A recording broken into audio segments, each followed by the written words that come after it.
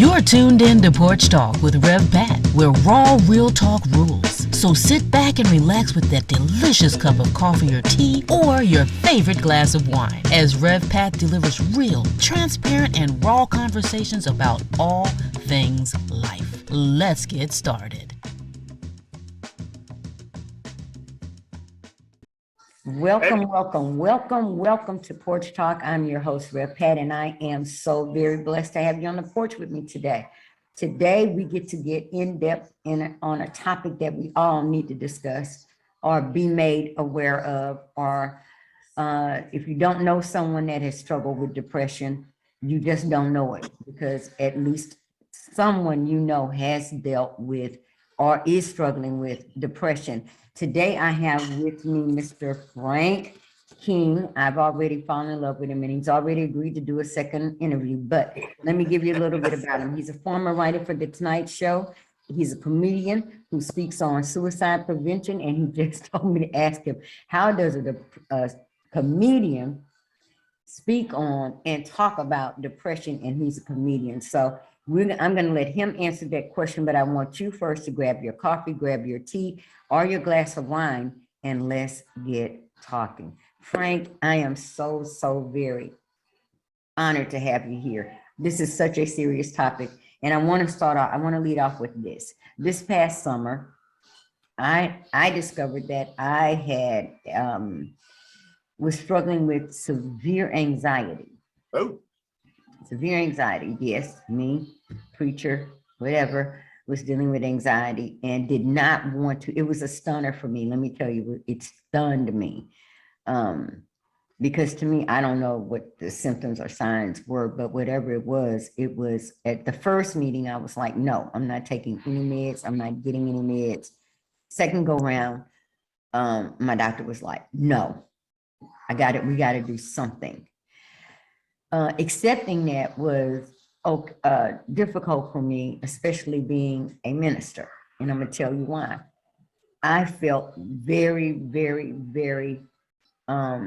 challenged to say it to other people because of what I knew people would expect, and because culturally we have an issue with anything that has to do with mental health.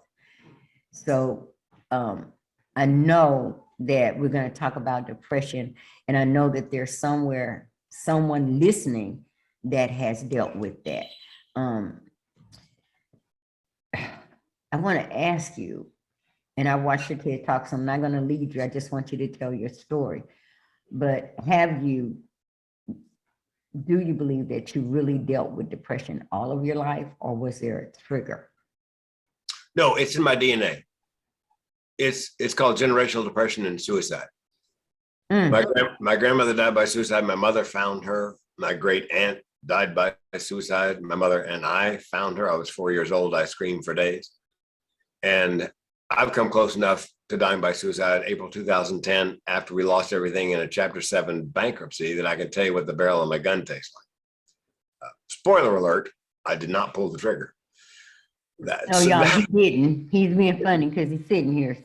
Yeah, exactly. And that's one of the humorous things I say during my keynote. I don't joke about depression, thoughts, suicide. I just tell funny personal stories about my mental health journey. So yeah, every now and then somebody says to me, can you be cured? No, because it's literally in my DNA. And if you are that close to an actual suicide, as I was at age 4, the chances are more likely that you will seriously consider taking your life at some point in your life, especially if you're already hardwired, as I was, for depression and thoughts of suicide. So now there is something called situational depression or situational anxiety. A lot of people, I believe, suffered that during the pandemic. Neurotypical people who had never been depressed or anxious before, all of a sudden couldn't figure why they couldn't get out of bed in the morning. And if you've never been depressed, how would you know you were depressed? I spent a goodly amount of time doing virtual keynotes, teaching neurotypical people how to create a self-care plan so they could get out of bed in the morning, because they were probably situationally depressed. It can sometimes involve medication, and I tried to convince them to look, if you start taking an antidepressant or anti-anxiety drug, it's not a life sentence. You can take it until things smooth out, then taper off. So it's not like you're going to be taking it the rest of your days, because people are. But it feels like if you've never, Yeah. if that's something that's not a part of your psyche. Yep. I'll say that's what it felt like for me. And probably someone in my audience felt the same way, because it really, let me tell you, what it felt like was that things were being taken out of my control. I wasn't given an option. You understand what I'm saying? I wasn't given an option. This is what the diagnosis is, and this is what you're going to have to do. Well, and for those in your audience should know, I spoke to two young women who did a documentary on psychotropic medications. And their research showed that 1 in 3 people who takes a particular medication, it works really well. 1 in 3, it works okay. And the 3rd in 3, it's horrible. So my advice is, if you took something for anxiety, let's say, and it's not working, there's now a DNA cheek swab test. They'll take your DNA in a cheek swab, and they will suggest a medication, anti-anxiety, antidepressant, that goes best with your personal metabolism, which means there's a lot less, go on, doesn't work, taper off. Go on, doesn't work, taper off. So had my antidepressant not worked right off the bat, I would have gone straight to the DNA cheek swab test, a couple $100. There are half a dozen companies you can find online that do that testing. Insurance covers, many insurances cover it. So, sometimes I don't think a doctor has to prescribe it. You just take it like Ancestry. You just do the cheek swab, send it in, and they'll tell you what antidepressants work best with your metabolism. So that's just a piece of advice for anybody whose psych meds are not working, because they're supposed to work and not make it worse. And I'm sorry, I'm muting me out because I'm muting myself because my 3-year-old grandson is here sick. And if y'all don't want to hear roll on the bus or whatever it is he's listening to during the whole interview, when I mute out, that's what I'm doing. But I have to come on and say, that sounds so, okay, it's a help. But what does that say about our society if we reach the point where we have to come up with things like this? Because we have so many people that are dealing with the issues of anxiety and depression and, okay, to the point where, and I've been there, I've been there. I've been in a depressed state where I was at a point where I'm done. I was a single mom, struggling, trying to make it, pay bills, put food on the table, buy school clothes, all the stuff that single parents go through. There were a lot of other things going on at the same time. And I have been at that point where, this is just too much. And that's even for me to say it now, it's a hard thing to admit. But I had something different at work in me that I know you don't ascribe to, but it is a part of who I am. I knew how to pray my way out of it. I didn't tell anyone, but I knew how to pray my way out of it until I came out of that place. Now, with you or with someone that has that mindset, why is it so difficult to really say, I'm going through something and I'm on the verge, I'm here? Why is that so hard for us to say? Is it because we don't want to be judged? I know for me, I can say for me, with the whole anxiety thing, no, I didn't want people judging me. I didn't want people to say, well, how could you say that in your minister? You don't know how to pray your way out. Well, number one, I didn't know what was going on, period. You know how you just go, well, that's just me. Now, if I got in one of those moods where I really didn't feel like bothered or I was everything was making me pop off, that's just a part of who I am. Never thought about anxiety, never thought about any of that. So why do you think have we made it so difficult for people to come to us and say, I'm going through this?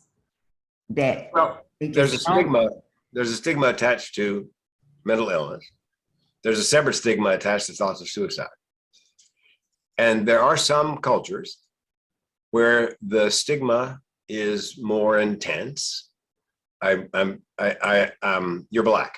I don't know if you knew that. Yeah, I'm black. I'm black. I'm black. I didn't know if you knew So that. you don't have to tiptoe around it. in our culture, no, Yes. we don't discuss it. We don't. No. So there's no tiptoeing around that. Everybody under the sun knows that that's the truth in our culture, which is why these kind of conversations are so very important, because I love Jesus, but I also know that there are doctors and psychologists and counselors that are available to me should I need that kind of help. But a lot of times we do not, we deny it. We do not want to get it. So, Or talk about it. And or you're talk not about it. alone. And Native how do we Americans. get beyond that? How do Well, we get to the point that we listen to somebody like you who's been there and who understands it? How do we hear you say, this is it? I want you to give the number because, but wait a minute, I know that number must be greater because when I watched your TED Talk, it was a TED Talk from a few years back and you gave, I think, the number 8,000. No, 8 million people 8 consider it, 1.4 million attempt, and 47,000 die by suicide every year on average. One every 9 minutes in the US, one every 40 seconds around the world. And that does not count opioid deaths, because with opioid deaths, unless somebody leaves a note, we're not sure, was it an accidental overdose or an on-purpose overdose? So that's another 65 to 100,000 people who die of opioid abuse every year. You're not alone, by the way, in the African-American culture when it comes to not talking about it. There are Native Americans, Alaskan Americans, Hispanics, also in the Middle East and in East Asia, in Pakistan and India. They culturally just do not generally speak out loud about it. Some don't even believe it exists, which makes it difficult. So in your case, if as a minister, and here's the thing about religion, I believe religion is a placebo.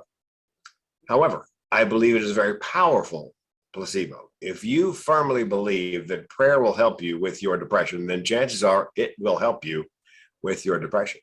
And if I'm dealing with somebody who is suicidal and I know they're deeply religious, I will ask, first thing, have you prayed about this? And then I will say, have you talked to your minister about this? What do you say you and me and your minister get together, form a team and tackle this thing? Because if they're strong in Christ, that's a very powerful force to be used in their favor. Now, it doesn't mean they don't need medication.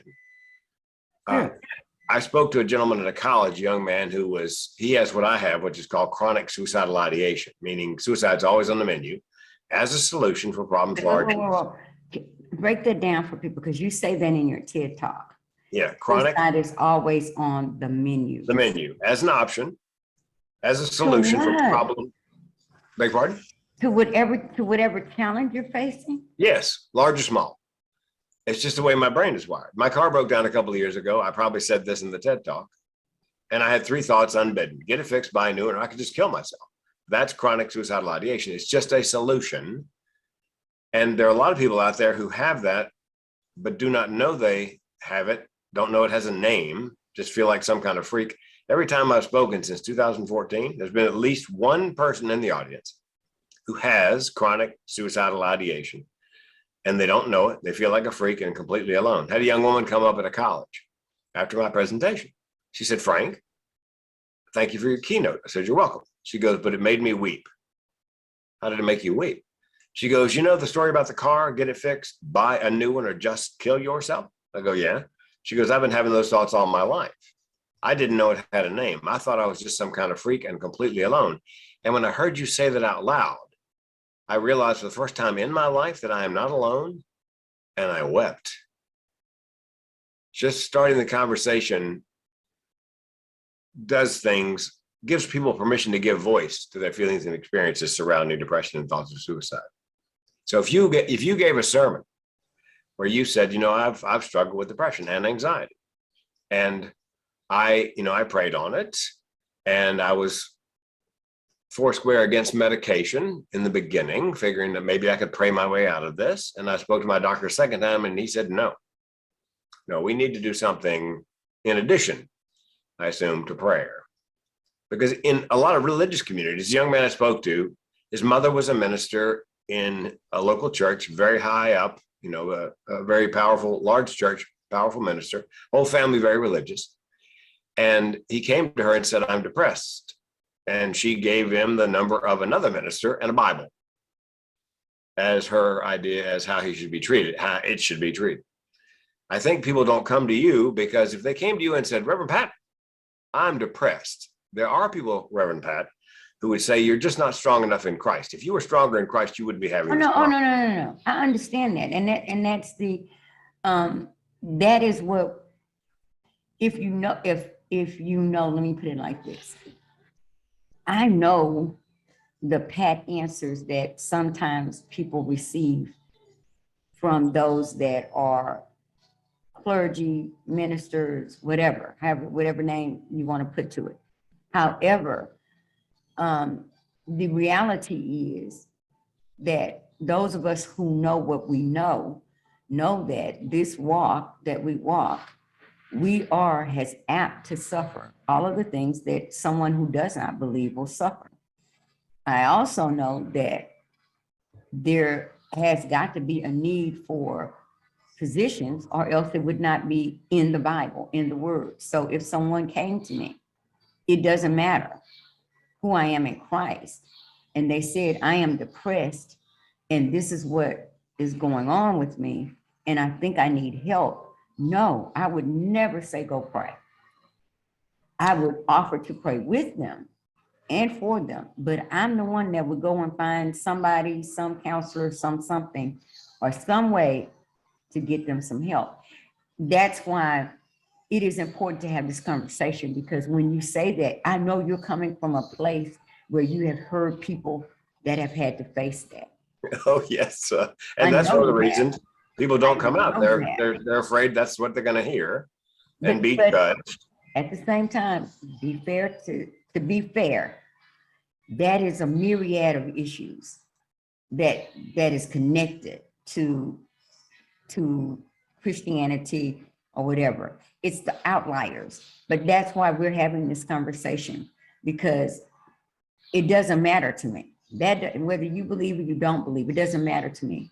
If you sitting here will say something that will keep some person from taking that step, like you said, if you're a person that this is in the back of your mind all the time. Now, I can't fathom that, right? But I do know that you have an answer for that person. You have a word of encouragement. And I think it's courageous to have this kind of discussion and use your gift of comedy so that people are at ease when they hear it. Mm-hmm.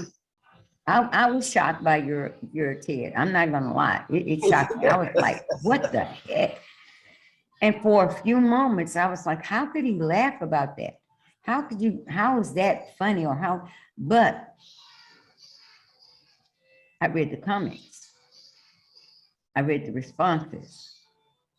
I read the comments of those that watched it and were helped. Mm-hmm. So if that's how you're being used, that's how you're being used. Now, go ahead and blow my mind further, because I want to know, of all of the things, why put a gun in your mouth? Well, at the time, we had filed bankruptcy, and I had $1 million life insurance policy. And most people who are suicidal suffer from something called burdensomeness. They feel like the world would be better off without them. The family would be better off. People say suicide is a selfish act. Ironically, and weren't they thinking about the people they were going to leave behind? As a matter of fact, most are. And they think the people they leave behind are going to be better off. And I knew my wife would be restored financially with that $1 million. She would be heartbroken, but she would no longer be broke. And so that's why I was going to kill myself, because I thought, I've got a solution to this. She'd be better off without me. She'd be restored financially. And a lot of people, Reverend Pat, don't understand that most often suicide is not about wanting to kill yourself. I did not want to kill myself. It's about wanting to end the pain. That's what people are after. Is the same reason people have substance abuse disorder. They want to end the pain, at least briefly. Generally, they're trying to kill the pain temporarily. And that's why a lot of people with mental illness self-medicate with alcohol and drugs. They're trying to kill the pain, in the short run. So I didn't want to kill myself. Most people don't want to kill themselves. They simply want to end the pain. Now, ironically, Reverend Pat, my chronic suicidal ideation helps keep me alive because I know I'm willing to kill myself at any moment. I can stand a great deal more pain knowing that I am in control of the situation. I can end the pain anytime I like, so I can stand a great deal more.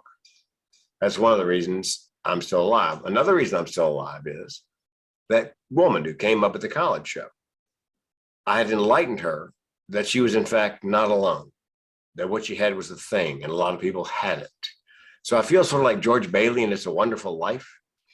I've been shown what people's lives might be like if I were not there, to simply let them know it's a thing and they're not a freak and they're not alone. And if I killed myself, in theory, I would take a lot of the people with me who never heard me get a chance to say that out loud.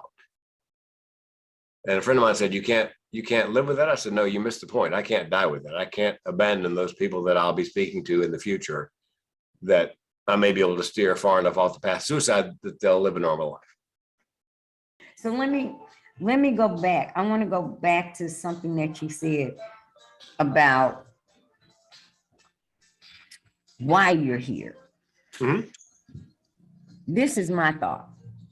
Listening to your TED Talk and listening to you now and seeing the passion that you have for what you're talking about. And you know what makes it, what really matters and why you connect? People can hear book talk. Yeah. People can hear doctors talk. But when you're hearing authentically from a person who is living it, because from what you're saying to me is, this doesn't leave me, Rev. This is with me at all times. Yep. So I battle this. I struggle with this at all times and I balance it. Now, I don't know how you do that. I could tell you, but I'm not going to tell you here. But I can tell you that the reason that you're here is because you are necessary to those that need to hear from your voice. Oh, sure. It's necessary, not just needed, it's necessary. So let's say you leave here today, we end this conversation and you face a challenge, something challenging happens. And I'm gonna tell you, a lot of people would hear you say, I'm thinking about her. I was thinking about her. I understand it because I kind of can follow it. I understand what the thinking was. Sure. But then you didn't because of her. Well, I didn't, Pat, because I knew from selling insurance right out of college that the life insurance policy had a 24-month suicide clause. And if I died inside of 24 months, she would get nothing. If the policy was older than 2 years, she would get everything. So I had to call my insurance agent. And I'd only had the policy 22 months. So I had to wait 2 months to kill myself. Fortunately. Otherwise. That's something. You had to put it on hold for 2 months. Yes. But since I have chronic suicidal ideation, that was not a problem. I can wait 2 months, always kill yourself. Really? That's what you came up with in your head. Yeah. Your head went, oh, okay, well, that's only 2 months away. Yes, suicide is the secret of my success. I was married to my first wife, a lovely woman. I was selling insurance, which I disliked with a passion. My first wife was lovely, but we didn't belong together. And I realized, and I knew where I wanted to be. I knew what I was meant to be. Since the fourth grade, I knew I was going to be a comedian. And I was not pursuing that. And I thought, if I don't change something and quickly, I'm going to kill myself sooner rather than later. My second thought was, well, I could divorce my wife, quit my insurance job. I could try comedy, which is where I think I belong. If it works, great. If it doesn't, hell, I can still kill myself. So suicide actually got me. I had nothing to lose. If I stayed put, I was going to kill myself. So why not roll the dice and try comedy? And fortunately, Reverend Pat, it worked. As soon as I got literally everything that you do in the back of your brain, there is this thing that kicks in and says, well, if it doesn't work, I can kill myself. If I have to Yeah. go 2 months, I can still kill. Is the thought, I want to just kind of really wrap my brain around this. Is that thought Sure. coming from a place of control? Because that's the one thing you can control, whether or not Yes. you're here. Is that where that comes from? That with everything that you think about, you're balancing and weighing, and you're really not balancing and weighing. You just have this option here. That is correct. Always on the If this don't table. work, I can do this. If that don't work, I can do this. If Always my on the kid menu. acts crazy, I can do this. Yep. It's always there. Always. Yep. It's a bit of a superpower in an odd way. Because like I said, Since a kid, since a child, Say again? since you were a child, since you were young. No, actually, Okay. It didn't rear its ugly head until I was married to my first wife. And as I mentioned, unhappy and selling insurance, unhappy, and was not pursuing comedy. And the thought occurred to me, well, I could just kill myself. I was 24, 25 years old when that first, passed through my brain. And then I realized if I didn't, change and go do comedy, and I'm on stage my first evening, Pat, doing my open mic 5 minutes. And a couple of minutes into my 5 minutes, I heard another voice inside my head say this: "You're home." And so I knew. And then my next thought was, I'm gonna do this for a living. I have no idea how, and it's very difficult to make a living doing stand-up, but I have for 35 years. So, but there are few things on the planet more powerful, Pat, than somebody with absolutely nothing to lose. I had nothing to lose by trying, because if I stayed put, I was going to kill myself. So that's why my fourth TED Talk is "Suicide: The Secret of My Success, Dead Man Talking," because that's where I was. With these titles. The secret Yes. that's Dead Man. Yeah, well, that's the key to getting a TEDx, I believe, or getting the audition, is having a really creative title, because they get a couple hundred out. Yeah. That's creative. And they like the title and subtitle so much, and the idea, I didn't have to audition for that one. They just said, no, you're on. Because it's kind of an out there idea. And so it's counterintuitive. Suicide, the secret of your success? Really? Yeah. That one. Now, okay. I don't want to assume anything, because I don't want to assume that everybody knows what a TED Talk is. Oh, yeah. Some people don't. Definitely explain to them what a TED Talk is. There are two things. There's a TED Talk, which is a once a year speaking event, 3 to 7 days in Vancouver, British Columbia. And people like Steve Jobs and Bill Gates and Al Gore, big time, Brene Brown, speak at that event. Also, there are 200 plus TEDx events in the US, and the X indicates it's local. So I told you I just booked my 7th TEDx. It happens to be in Plano, Texas. So it's TEDx Plano High School Senior in Plano, Texas. It's not a high school TEDx, but organized by a high school student and an adult. Okay. So each of the TEDx, and there's 200 a year in the US. And the idea, the heart of a TEDx is an idea worth spreading. You have to have an idea worth spreading, an idea that will improve people. They'll learn something. There'll be learning outcomes and action items, and it'll change their lives in some way. Okay, and you're doing exactly that. Yep.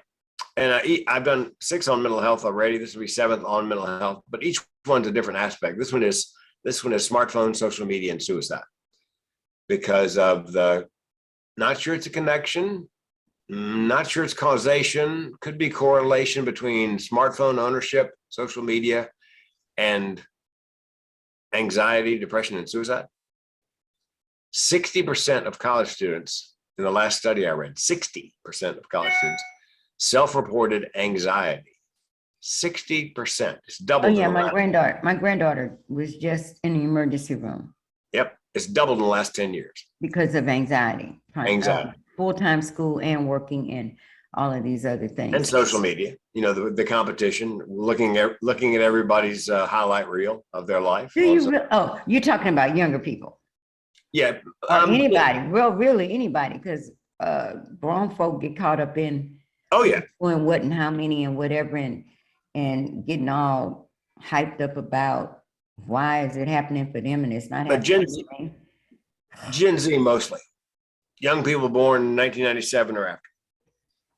It's much more a metric for their value, and they judge themselves less than or better than. And and top that off with COVID. Yes. And the rise in suicides, high schoolers. That's the only group. It's just skyrocketing, and we're not talking about it. We're not discussing it, and we need to discuss it. Well, we get a word on the news, and then, you know what? Come to think of it, I watch 10 o'clock news every night, and I don't hear anything about it.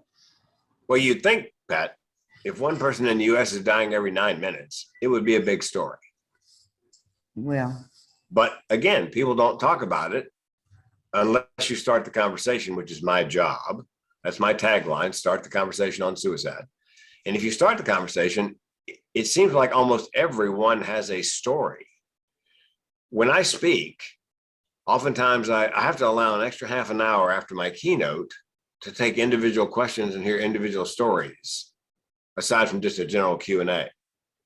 Because sometimes people are lined up, 2, 3, 4, 8, 9, 10 people want to share a story or whatever. People tell me things they've never told anybody else, because I give them permission by being vulnerable on stage and coming out, and to give voice to their situation or a loved one situation, or, it's just, I feel like the permission fairy. I got a little wand, I tap them, and then they start talking about. That's not what it is. I'm telling you, that's not what it is. It's your calling. It's your sign. Yeah. No, it's my purpose and my passion. And people ask. I know that has to, even more than the opportunity to speak on the topic, the fact, and I'm gonna say this to you, and you can take it for what it's worth. Even in what I do, it doesn't matter what comes out of my mouth. What is most important is that one person or that second person that says, what you just said or what you just preached was exactly for me. Sure. And there's a feeling that comes with that you can't explain to anybody else. And I'm quite sure that you feel that when you're done talking, whatever, all jokes aside, no fun, because you know that you've impacted somebody's life. Many of whom I'll never know.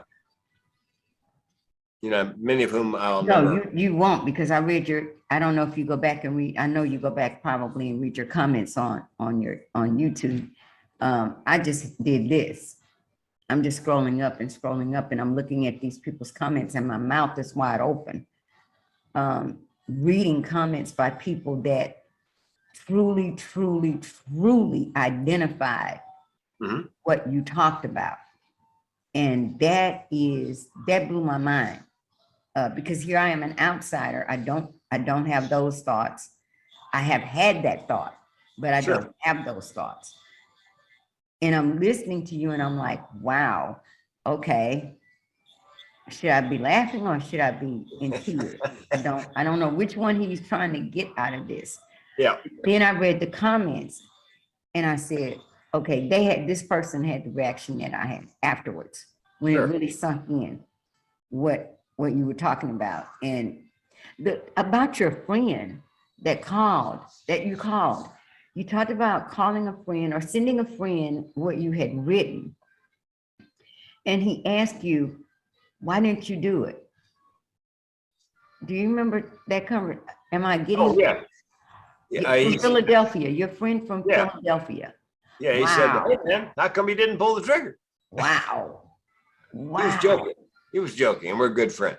Oh, I understand he was joking, but I was like, should he have said that to him? Sure. Yeah, and the punchline is, he says, hey, man, how come you didn't pull the trigger? And my punchline is, hey, man, Could you try to sound slightly less disappointed? Yeah. Yeah. But though, I guess those are the kind of friends on that level that we need that go, well, Yes. whatever. I mean, because I would imagine you don't want people sugarcoating anything with you. No, nor do I with them. I mean, I think that the blunt, for example, if you think somebody's depressed and they say they're depressed, Mm-hmm. then your first question should be, are you having thoughts of suicide? Just like that. And if you can't ask that question, yep. Are you having thoughts of suicide? And if you can't ask that question just like that, find somebody who can. And then if they say they're having thoughts of suicide, your second question is, do you have a plan? And if they have a plan, what is your plan? And if it's detailed, time, place, and method, you should ask them, could you transport them to a mental health facility, or at the very least, get them on the phone with a suicide prevention lifeline? Or if they're younger, there's a text line. You text the word help to 741-741, and there'll be somebody about their age on the other end of the text line texting back. Yeah, it's very much you have to say that out loud. But do you know how hard that is for the average person to? Oh, I tell my audience, look, if you can't ask that out loud, find somebody who can. If you can't find somebody who can, I give my phone number out every keynote. Call me and I'll ask them. Because that saves lives by asking that question out loud.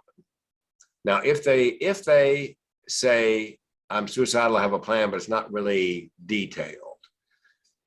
A friend of mine, psychiatrist, and I came up with the next question. And this is not in a book, it's not in a lecture, it's not anywhere. We came up with it. So they're suicidal, but the plan is kind of iffy. I would say, okay, tell me, you're going to kill yourself? And if they said no, I would say, okay, tell me why not.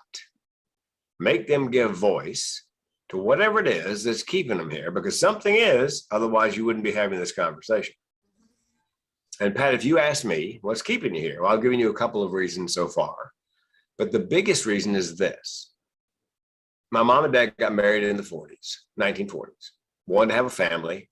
My mother had difficulty conceiving, tried to adopt, not many infants available, so they continued trying to conceive. She conceived, and 9 months later, the baby was born, and shortly after birth passed away. She waited a year. They tried again. She got pregnant again. Carried it to term 9 months, and shortly after birth, it passed away. Somehow, some way, she found the courage to try a third and a fourth time. And I was born, my sister was born. Oh. So I believe that my mother was so brave and worked so hard to bring me here. Yeah. I have to be as brave and work as hard to stick around until my appointed time. Right. Right. You're a miracle, babe. Yeah. I know you don't like that word, and I don't care. You're a miracle, baby. You were meant to be here. Oh, yeah. And she, this is back in the 50s, and she had the same obstetrician and, and OB nurses each time she delivered. So when they hit my fanny and I cried, everybody cried. Everybody cried. Nurses, doctors, techs, because they've been through it twice with her already. Well, that your mother is beyond courageous. Yes. Where do you find that kind of courage? One day I'm gonna type it up and I'm gonna send you a little bitty, tiny little Bible that's gonna really make you mad. And I'm gonna send you, and I'm gonna highlight the story of Hannah, and you will see your mother's face all up in through that story. I'm gonna send it to you, guaranteed. Okay. For real. I want you to read about Hannah, and you will see your mother's story in the story of Hannah. Now, I don't want to end this without you talking about your book and talking about men in mental health and counseling and all of that. Well, I have a friend, a co-author, who teaches, it's called QPR, Question, Persuade, Refer. It's a suicide prevention curriculum to first responders, mostly men. Okay. And she wanted to buy a book on men's mental health for one of her students. So she went to Barnes & Noble, brick and mortar, and couldn't find one. Went to Amazon online, couldn't find one. So she thought, you know what? We need to write one. So she got together with a psychologist friend of mine, and they called me and said, we're writing a book on men's mental health. Would you make it funny? And would you add the automobile metaphors? Because it looks like an automobile owner's manual. And I said, wait a minute. You two ladies are writing a book on men's mental health. Don't you think you might need, I don't know, a man? A man. No, we already got it figured out, but okay. Yeah. So they made me co-author, and I voiced the books for Audible. I'll voice the first one. I'll voice the next three. And the thing is, men, the reason 8 out of 10 people who die by suicide in the US right now are men. One of the big reasons is men tend not to reach out and seek help. They call it toxic masculinity nowadays, but when I was a kid, it was called big boys don't cry, which I think is far more descriptive. And so to get a man into therapy, we talked about this off the air, you pretty much have to put him in a corner. The spouse has to say, look, I'm not putting the kids and myself through this. Get help or we're gone. Love you, but I'm not going to deal with it. Or the boss says, look, Bob, you need to go and talk to HR and find out what kind of mental health resources we have and get into therapy, or don't bother coming in on Monday. You almost have to put a guy in a corner, you know, like you said, strong arm him into the office. Now, the good news is if you get a man into the office and he buys in, they're all in. And we found 48 men willing to come forward, share their stories, 12 in each book, 12 in each of the 4 books. They tell their story of things were good, things were bad, here's how I'm coping. Because men told us in a survey, we want real men, real problems, and how they're really coping. So we found 48 guys, actually more than that, who are actually willing to come out and say, I have this issue. And if you'd like an audiobook version copy of the first book, if you go to my website, The Mental Health Comedian, that's thementalhealthcomedian.com. You can download the MP3 for free. It's about 4 hours and change. I narrate it. And it's the first book in the 4-book series, unabridged. And the 4th book comes out today on Amazon. Amazon, you got on Amazon. Look, I hate it. I can't even imagine what things look like mentally for men with the pandemic. And I'm just, I mean, being married, I know the struggle. Sure. That, is attached to that. And I think a lot of times it is that I'm a man and I'm the head of the household and look at what's going on. And then the shutdown or I really didn't want to tell you because I'm trying to work it out. And guys, we just tell y'all a secret? Please tell us.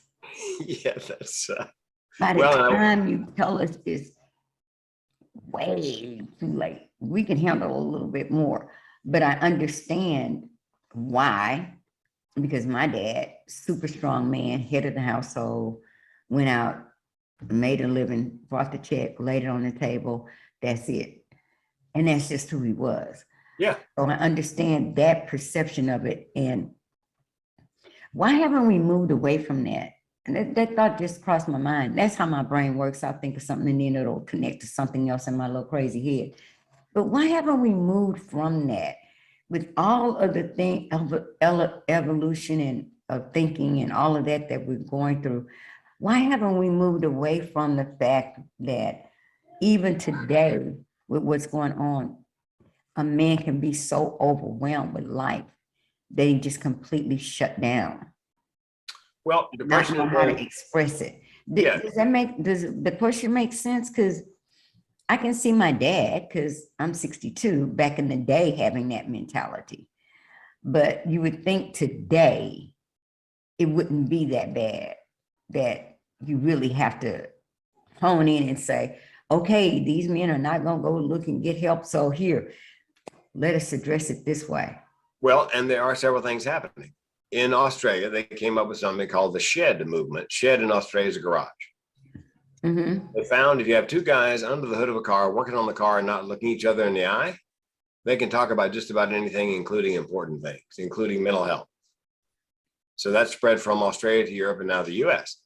In the United States, they have something called the barbershop movement. Yeah.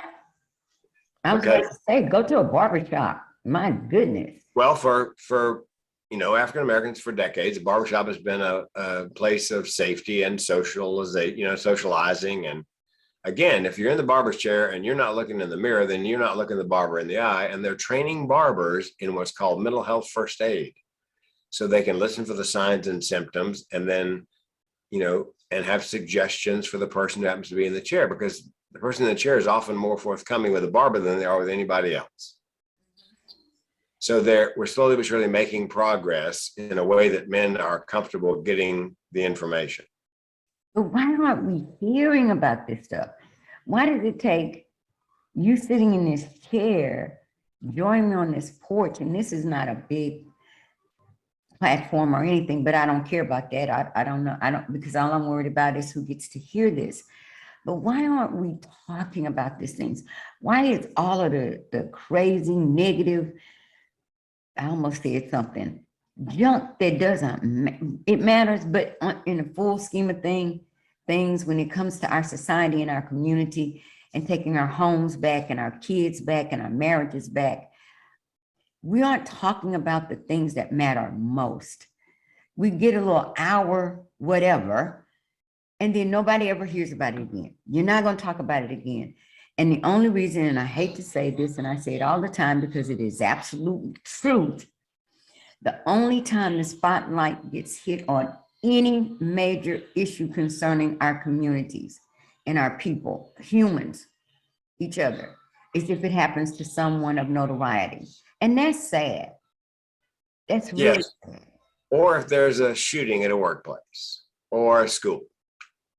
Oftentimes they lay the blame at the feet of people with mental illness.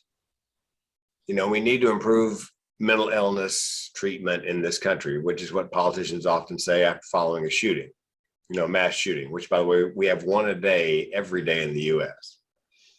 And it's an easy dodge because then they don't do anything about it. And then the mentally ill get blamed again. But here's the fact.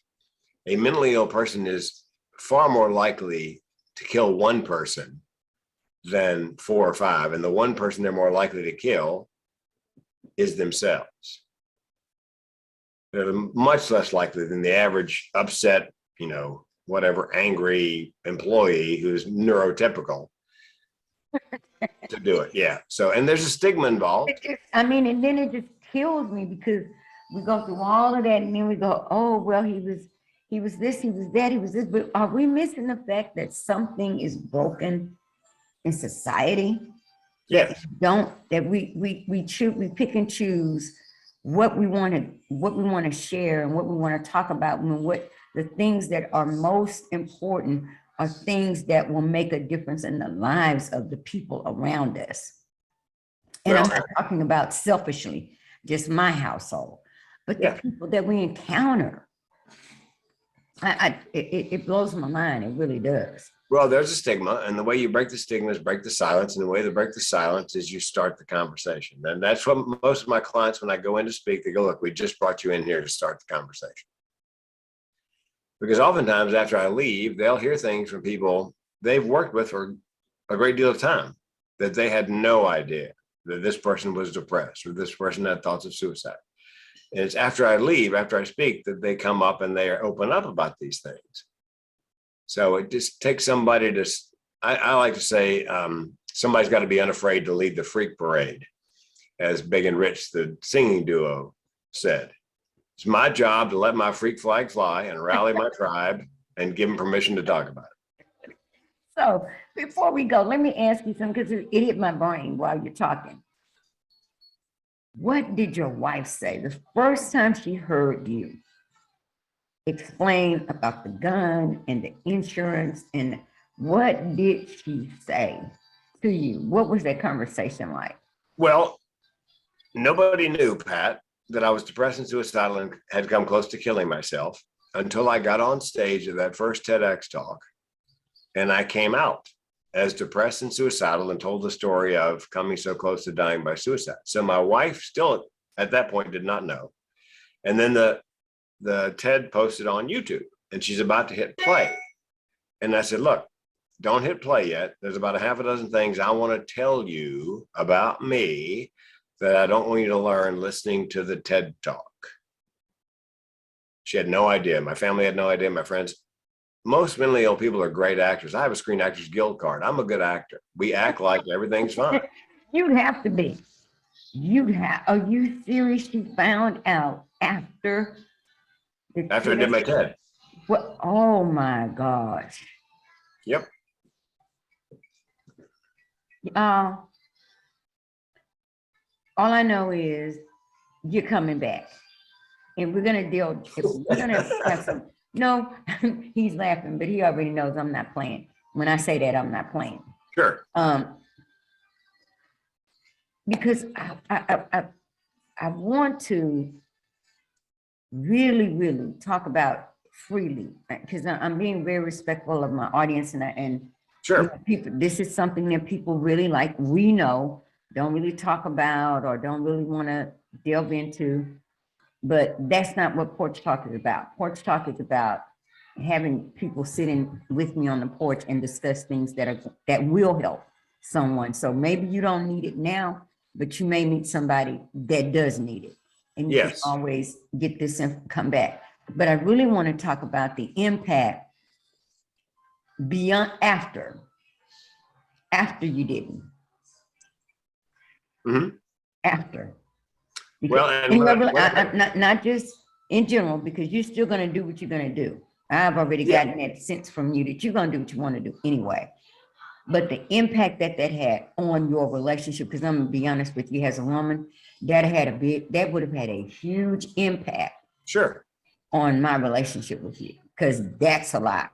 I mean, that's not like saying, you know, I really don't like Cheerios and you've been buying them for 15 years and I really prefer Frosted Flakes. That's not that kind of conversation. This is a whole nother kind of conversation. Well, and Pat, when I come back, we should also talk about, here's the good news, Pat. Let's leave with the good news. 8 out of 10 people who are suicidal, hey, youngin', 8 out of 10 people who are suicidal are ambivalent. 9 out of 10 give hints in the last 7 days leading up to an attempt, which means the vast majority of people want to be saved, and we can save the vast majority of the people by starting the conversation. If you know how to spot signs of depression and thoughts of suicide, what to do and say, and how to find resources. So next time we get together, we should cover some of the signs of depression and thoughts of suicide and what to say and not to say and how to find resources. So give your listeners the tools to be able to spot, because 8 out of 10 are ambivalent, 9 out of 10 give hints. So we could save the vast majority of people. It's the most preventable cause of death on the planet. We can save a lot of people if you just know what to look and listen for. So can I get you to commit to a part 2? Yes. That will do just that, but that will be part of Porch Talk. Yep. And then also record a Beyond the Porch for me where we'll just really delve into some other things and talk about the relationship part of it. Because you are right. I do want them to have the tools. I don't want just to have this conversation. So what I want, with that in mind, I would rather do a part 2 and run them back to back. Yeah. And then also do a part, the Beyond the Porch, because I do want them to have the tools. But before we go, give them some tools right now, some numbers and some ways to get some help. Well, I can never remember that. It's 1-800. Hold on, let me Google it. Suicide Prevention Lifeline. I do know the text line is 741-741.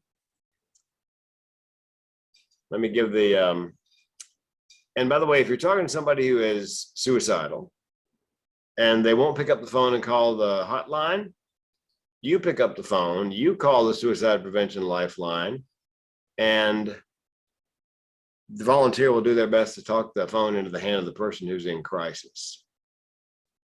Suicide hotline.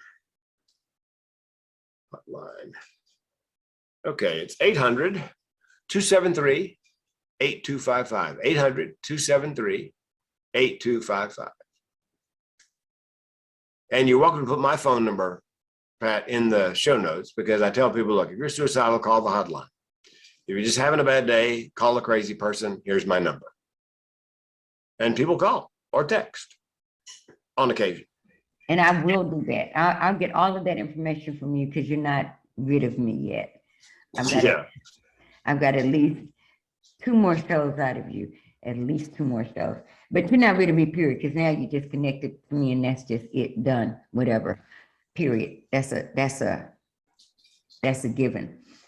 But you have really, truly, in all seriousness, no joke, all jokes aside, and I know you're the comedian, whatever, you have really, truly done something to help other people today on this little show. And I'm so proud of myself that I got to get this information from you. I really am. I've been boasting. I'm so ready to tell my honey how this went and that you agreed to do 2 more. Oh yeah. What to do. So I'm a close and then don't go anywhere because for just a couple of minutes, I want to go over some things with you. But thank you so much for joining me. And for those of you that need help, don't be quiet. Don't be silent. Let somebody know. You'd be surprised who is around you that is willing to offer and willing to help you for real, seriously. So thank you for joining me on the porch. We will be back next week with part 2 of my conversation with Mr. Frank King, and it's going to get even better. Y'all already see it's better now, but it's going to get even better. That's a promise. So we want to thank him for joining me on the porch, and I will see you next week.